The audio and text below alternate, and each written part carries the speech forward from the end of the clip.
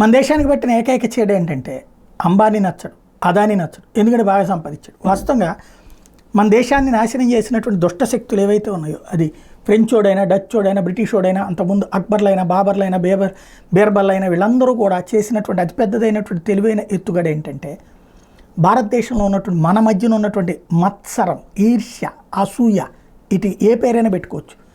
మన పక్కనోడు బాగుపడుతుంటే సహించలేం, మనం బాగుపడుతున్నప్పుడు అందరూ సహించాలి, మన పక్కనోడు బాగుపడుతుంటే మనం సహించలేం.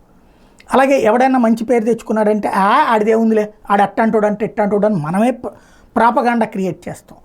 ప్రతి ఒక్క వ్యక్తిని డిమోరలైజ్ చేసే ప్రయత్నం చేస్తాం, మనల్ని ఎవడు డిమోరలైజ్ చేయకూడదని చూస్తాం. ప్లస్ శత్రువులతో చేతులు కలపడానికి సైతం సిద్ధపడుతుంటారు.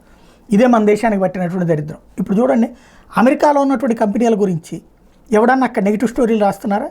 అమెరికాలో ఉన్నటువంటి కంపెనీలని వ్యతిరేకంగా రాస్తున్నారు. అక్కడ కరోనా వ్యాక్సిన్ ఫెయిల్ అయినా కూడా మన దేశంలో వాళ్ళు రాస్తున్నారు, కానీ అక్కడ వాళ్ళు వెంటపడరు, వేటాడరు.